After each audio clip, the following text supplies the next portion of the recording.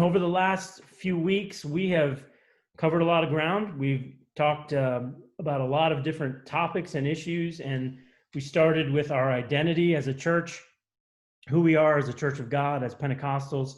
Then we moved into our beliefs and our declaration of faith, our theology, just some of the things that we hold to in our church, in our denomination as a local church. And we talked about how we live that out too, some of the practical ways that we put our faith into practice, and just what makes us unique in some ways, and how we're connected to a larger body called the Church of God. So for tonight, I wanted to talk about our structure and how how everything works. So on a big scale with our whole church movement, our denomination, and then on a local level, wanted to talk through how our church is run. You know, how are things decided, who does what. So I'm gonna go ahead, let Paul in. I'm gonna explain things and give you a lot of information, but as we go, if you have questions or you need me to expound on something, or you want to add something in, if you've been a part of this for a while and there's a piece that you want to add in, by all means, just flag me down and we'll talk about that for a little bit. So I'll try to pause along the way and ask if there's any points of clarity or anything like that. But I think it's important that when you're part of a church, that you have an understanding of how things work behind the scenes. You know, those things matter. And I think it was Paul and Shelley last week or the week before that talked about some of the dark side of not knowing that and not having those things in place. And, you know, you're just going along in the church and things are good and you're involved in the community and you're having good worship and making friends. And then all of a sudden, something you find out that goes on behind the scenes that was not at all what you thought and not at all what you believe to be right. And then you're in a tough situation where you've got to make some tough decisions. So we don't want anybody to be blindsided, and we don't want anybody to get down the road and go, wait a minute, I didn't know that's who we were, or that's what we're about. And you know, I've had funny things happen like that, where people involved in the church will say, yeah, you know, I have this relative that's part of one of those crazy churches, you know, those Pentecostal churches, those crazy people. I'm so glad that I'm a part of this church. And I kind of just you know, want to tell them, well, I've got some news for you. We're a Pentecostal church too. Not all of us are crazy. You know, many of us, I would dare say most of us maybe, are not crazy. But it's important to know what you're getting into. So all that to say, at the most basic level of who we are in the Church of God, we've talked about this before, that we have, we're in 178 countries, and we have 7 million members around the world, and a lot of different cultures and languages, and occasionally we get to see some of that at some of our big meetings. But we are what's called, you may have heard of the Episcopal Church. We're not the Episcopal Church, but we have an Episcopal style government. So that means that we have a bit of a hierarchy, and Episcopal means of bishops. So it means that in our movement, we have bishops that preside over different regions and areas and have authority. So we have an administrative bishop. We have a bishop over our state. We have a bishop over our district that's down in Uniontown. So we're a very structured organization, and that applies all the way down into our local church, that we have structure and we have systems. You know, our bodies have systems, right? We have our respiratory system and our digestive system and whatever else. That's about as far as I know. Ken, what other systems do we have? Our immune system. Isn't there an cardiac, respiratory, integumentary, endocrine? Yep. Yes. That's Gina. What? Yeah, she has no thyroid, so that's her system. Hey, Is that what's wrong with her? don't tell them that. What? Is that true? Thyroid? Yes. Don't tell anybody. Neither. Yeah. So the point is that we have systems all in our body, and if one of those systems doesn't work right, we have problems. And so it's the same in any organization or church that you need systems to run well in order for things to be healthy. So our church, let me pull up. I made a little presentation for us so that we can have some visual to follow along here. So give me. Man, I want the visuals. It's coming. It's coming. Yeah, I'm with you. I need the visual. Let's see. We get the right one. On here. I always did like flannel graphs. Well, I'm sorry. This is no flannel graph, but this hopefully will do the trick. So, okay, get it going. All right. So we have 3 levels of ministerial credentials. Every minister that's in the Church of God starts at level 1, moves to level 2, and level 3 if they desire. So the first one, anytime you see a pastor in our movement, it's going to be one of these 3. If you can't see, you can move. Oh, what did I do? I'm messing it all up. My arrow went away. Now I can't see.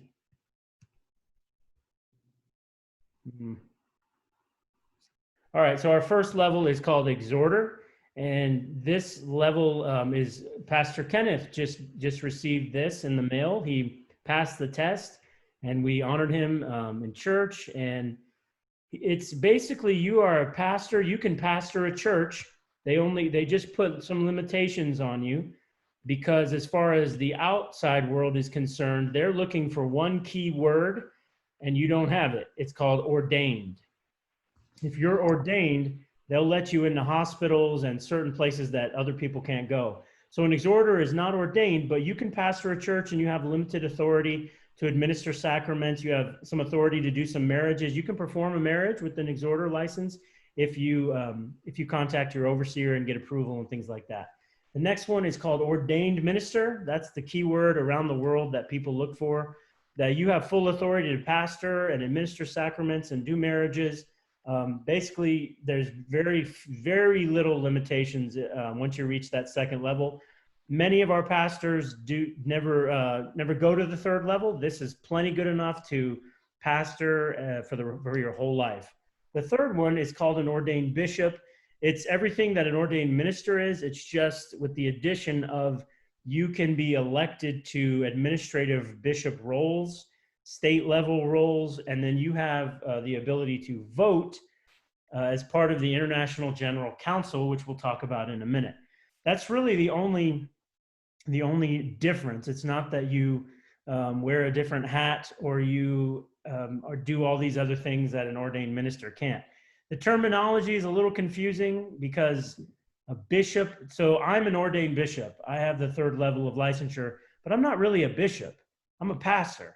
So it's a little bit strange. There's a lot of debate over whether we should change it. At the next big meeting, there's going to be more conversation about that and voting on whether that's the right word or not. But that's what it is right now, that you're an ordained bishop and can be elected to stuff. And so that's it. That's how you go through the track in the Church of God. And like I said, Kenneth is an exhorter. So you have to take tests Yeah. to move up. You have to study and take a class. Yep. So for the next one for Pastor Kenneth, he would have to go through a 9-month-long intensive internship then he would have to take a test to become ordained. The internship is called MIP, Ministerial Internship Program, and I am the co-director for the state of Pennsylvania. So it's kind of nice. We have an inside track there, and it's a lot of fun. We've got a good class this year of exhorters that are going through it, and I love working with them. All right. Before we move on, any questions on the minister stuff? I know most people aren't planning on becoming one of those, but at least you know now how it works. Any questions there? Okay. So our structure, this is how we're structured internationally. So let's talk big picture for a little bit. The list kind of goes hierarchical here. So the biggest, the group that has the most authority in our denomination is the International General Assembly. That is composed of you guys, of everybody, people who are members of the church that are 16 years of age and older, that are present at the assembly and that are registered. They become the ultimate highest power. So even all the stuff that us ministers get together and vote on, it's not officially approved until the members decide that it's approved. That's the ultimate authority in our movement. So the people really have the final say. And this happens every 2 years. It does. We have Every 2 a general years. assembly every 2 years where we gather in a stadium somewhere in a big conference center, usually try to get it in the middle of the country, but it's a huge, huge thing. And so we have probably 15,000 people that will show up sometimes. And it's a business meetings and nightly services and world missions. And it's an amazing event. But it was canceled this year, yeah. 2020, due to COVID. We were going to go to Indianapolis for our General Assembly, but we got canceled. Yeah, so the next one's in 2 years. So if you wanna go next time, we can pack a van and that'd be everybody fun. can go Yep. and be a part. Just stay at a hotel and have a good time. They haven't released where it is though, right? Have they said? Not yet. No, No. so it could be Orlando. We'll see. Then the next level is the International General Council. And this is what I'm a part of. This is all the ordained bishops of the Church of God. So usually there's about 2,000 of us that gather for these business meetings, and we sit on the floor of the arena and we hash out all of the things. So polity, theology, rules and practices. I mean, you name it, it's on the ballot at some point over the years. It's been on the ballot. And then we vote on things and we decide, what our direction is as a church going forward. And then it's approved at the end of the week by the General Assembly. So if you're an exhorter or an ordained minister, anybody's allowed to be in the room, but only the bishops have the voting machines in their hands to vote.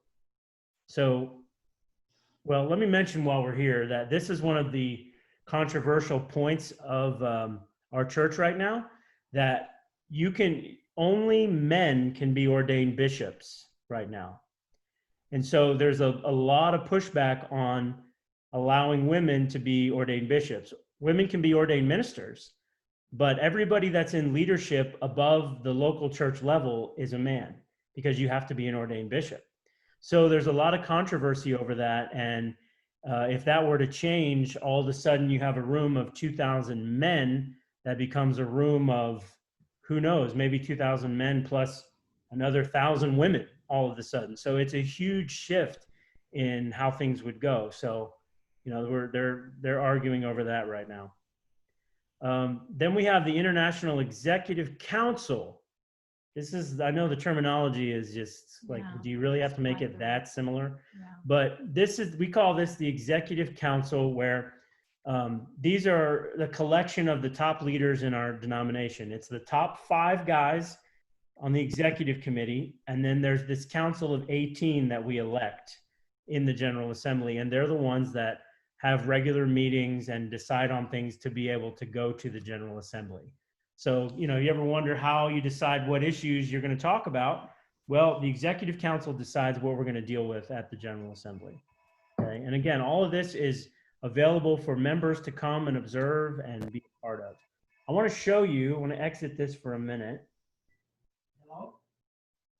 And I want to show you. I'm on a Zoom meeting. Yeah, you're on a Zoom meeting. That's right. Let's see, where did my window go? Let me stop it for a second. I want to show you our current leaders. Here we go. Damn it. Missed that.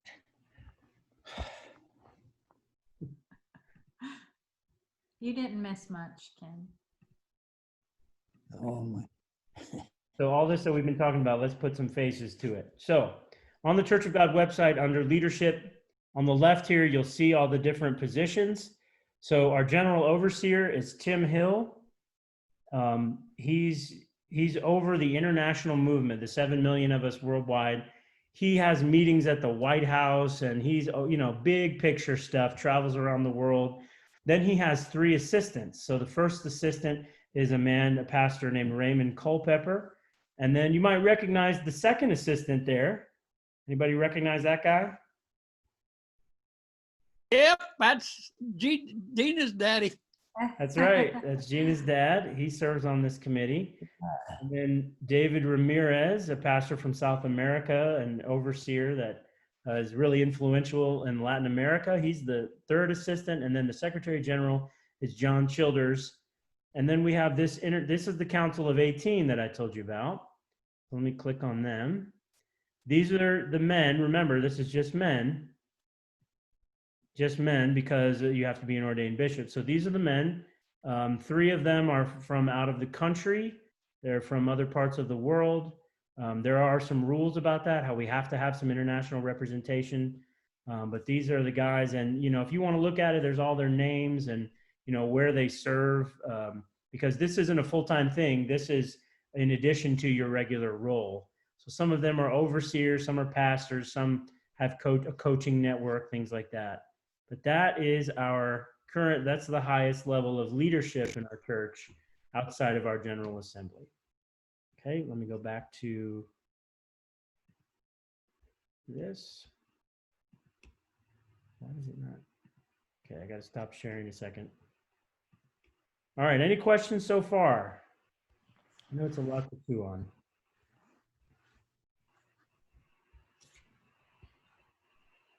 Okay. Share that again. It took me a minute to unmute me. Oh. How many women ministers are there? What is the percentage of that? I don't know that stat right offhand, but we have a lot. There's a lot that are ordained ministers. We have a number of women that are pastors of churches. A lot of them, actually. I think we have 7 in Pennsylvania. And then, they're all around the world. So the Church of God and really the Pentecostal movement in general has always been really affirming of women in ministry from the early days. Well, this church, Dick said, had women pastors, right, Dick? The first pastor was a woman. Yeah, the first pastor was a woman. Yeah. Then I remember a lady by the name of Rose Short. That was a second lady pastor. I think that was it. All I can remember. Yeah. But there's women. some in Pennsylvania too. Yeah. Mm-hmm. So the long history of Pentecostals and the Church of God is to really affirm women. So that's why there's a lot of people who are really against this whole idea of excluding women from being ordained bishops. However, there's a sizable movement as well that believes that they should not be and should stick to the second level, which is weird. I mean, the argument kind of unravels after a while because where these 3 levels aren't in the Bible. So how are we justifying one and not the other? It seems like it should be all or none. But eventually, it seems like it's going to head that way. It's just a matter of time before women become bishops in the denomination, and then things may change drastically. We're not sure, but there have been a number of people that have left the denomination over that because they haven't been able to be the highest level, and so it's been quite a controversy for many years now. But I'll be honest. We left the church because of that. So Say that again. We missed it. What? we left a church because that's what opened up our eyes to what was going on with our church that we left. Because it started with appointing women as elders, and they took on the same as pastor roles.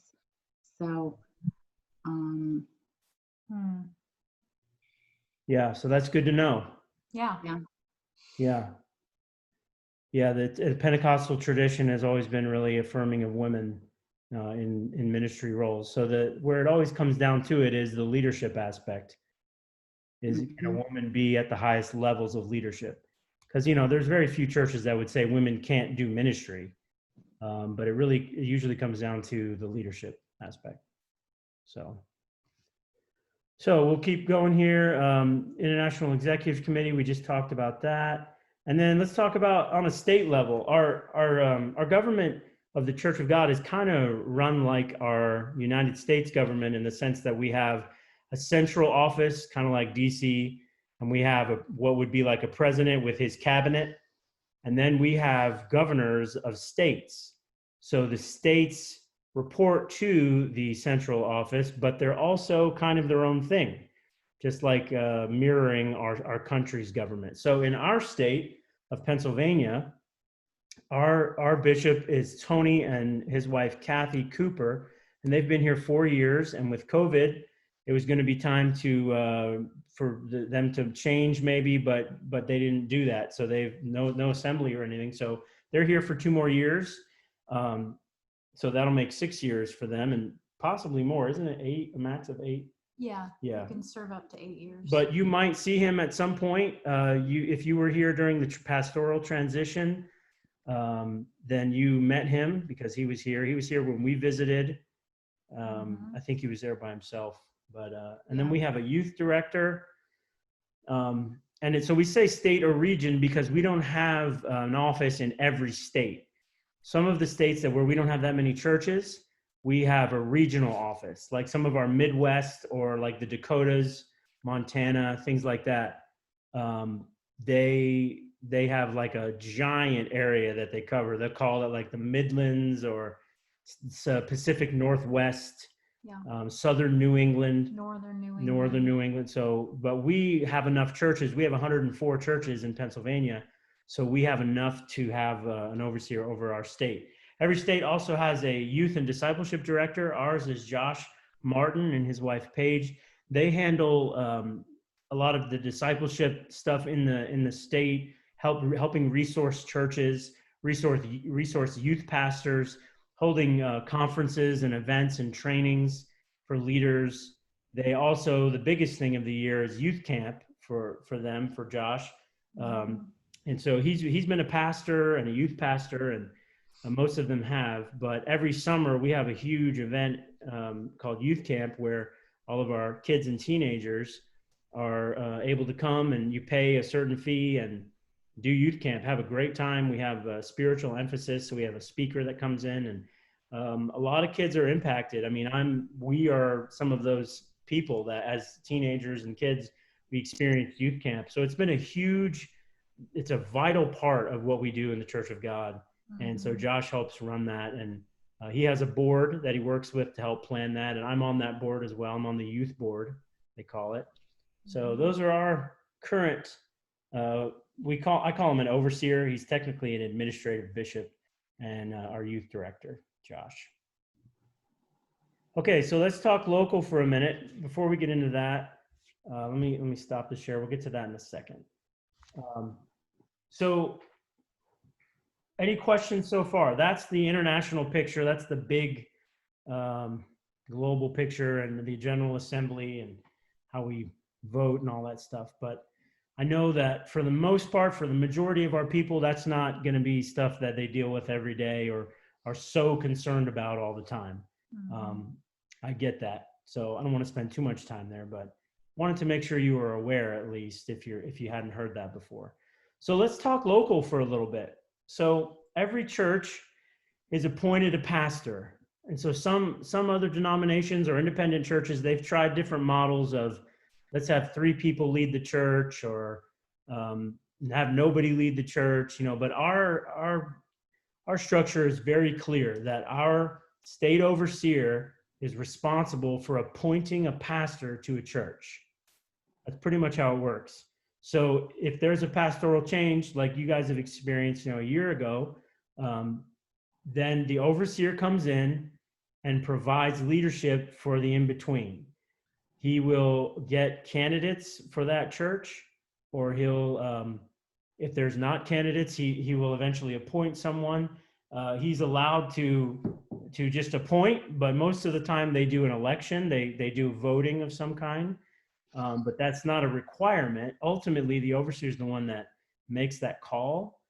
And so a pastor is installed, and it's one person that officially and legally is responsible for the church. And so, like when I became pastor here, I get a letter from the state office from the overseer that says that I'm responsible for all the stuff, the building and the money and everything, so that if something goes wrong and we get in legal trouble, it's me that they come after. If there's tax problems or so a number of things, if we violate our nonprofit status, ultimately it rests on me. It's my neck on the line, basically. That's just the way the Church of God has done it, to establish one leader at the church. And then outside of that, you have a little bit of freedom. The book that we get that helps us decide all this is called the Church of God Minutes. And in that, it tells us that we can have a pastor's council, or if you'd like to have an elder team, or like it was called the deacon board. There's a number of names, but it's basically a group of people that come alongside the pastor and help lead the church and carry some of the weight. Those are volunteer roles, but they're important roles. There's also a staff. Our church is establishing both, to where we have a team of elders. We also have a staff. Right now, our staff, the day-to-day people, is me and Pastor Kenneth. And then we have part-time Sharon, our treasurer, and Linda, our secretary, part-time as well. And then we hire Delbert some to do some maintenance. And then we have volunteers in Gina with the kids and the ladies. And then we have Heather, who is not just with our learning center, but also does a lot of our event planning and our graphics work. So when we meet on Tuesday afternoon for staff meeting, there's 6 of us, and we go through the day-to-day and prepare for Sunday and how all that works, all the details of what we need to announce, and, just all the little things that just are required to make the church run. That's our staff. But on a bigger picture, there's this elder team that meets monthly. And these are volunteers that help guide the church. So up until this point, and let me go back to our PowerPoint now, just to show you. Here's a little bit of the structure, how it works. Okay. So this is the elder team, which is the non-clergy leadership of our church. Clergy means credentialed minister. Okay. So that's me and Pastor Kenneth. But this is how it works with the people who are the volunteer elder team. So up until this point, if you look at the right side, I know it might be kind of small for you, especially if you're on a phone. Sorry about that, but maybe you can zoom in. I don't know. On the elder team, there's 2 different roles. And on the right side is the administrative elder role. That's what's currently called the deacon board up until we change things with the new elections on Sunday. So what this has been is that this is an emphasis on physical things like the building and the budget and the money, logistical needs, things that we got to get done. If we need a new a replacement air conditioner, or if we have to do work on our playground, or if just any issues that arise, different projects that we take on, like the Welcome Center, we handle some of those things. Getting volunteers involved in those type things, that's been the role of the deacon board. And that's going to stay in place. There'll be people on the elder team that do that. But we also wanted to add in people who maybe that's not their forte, or maybe they don't enjoy it as much. They really want to focus on the spiritual side of things. So we want to include a role called the spiritual elder. These are people that look at the overall spiritual health of the church, the direction of the church. Where are we going? What's God saying to us? And then, praying for people in the altar could be part of that. Helping carry the load with what I do with the pastoral side of things and caring for people, visiting people, helping with things like communion, maybe just different aspects of leading people to connect with God. So that's an important role as well, because, we're both of these things. We're an organization, but we're not just a business. We're a spiritual organization. We're not just trying to be led by our budget and our building. We want to be led by the Spirit of God. So having these type of people all in the same room helps us really balance things and get a balanced perspective on what we need to do and where we need to go and how we need to proceed going forward. So that's where we're expanding. This is the new team that's created. Really, it's more of a role. It's a new role that's created. It'll be all part of the same team. And all of the elders will share some of the same responsibilities. I mean, a spiritual elder will still be doing administrative things. I mean, we're still going to have meetings, the same meeting every month. We'll meet together, but it will just take on a little bit of a different perspective.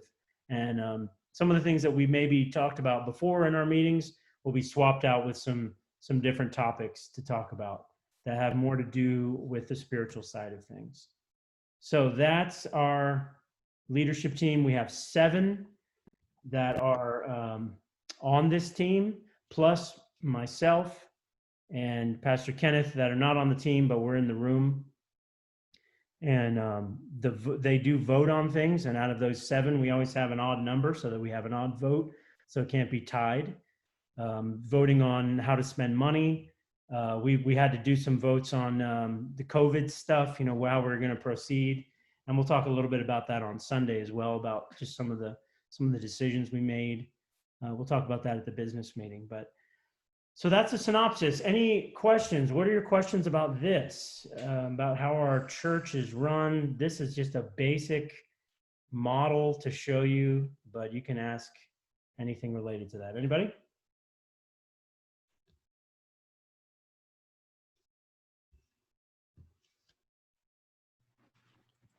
I'll leave it up there for a minute. Is it clear enough? Does it make sense that why we need both and how that can help us?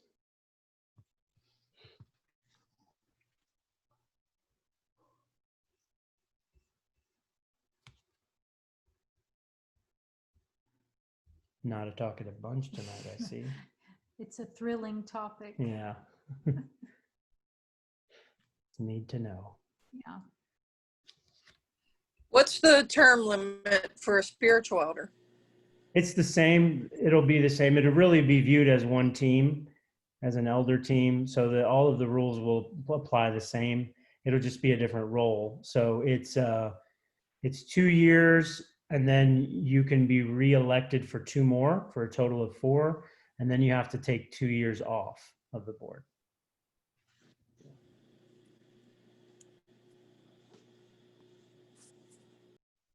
And there's 2 resources for this.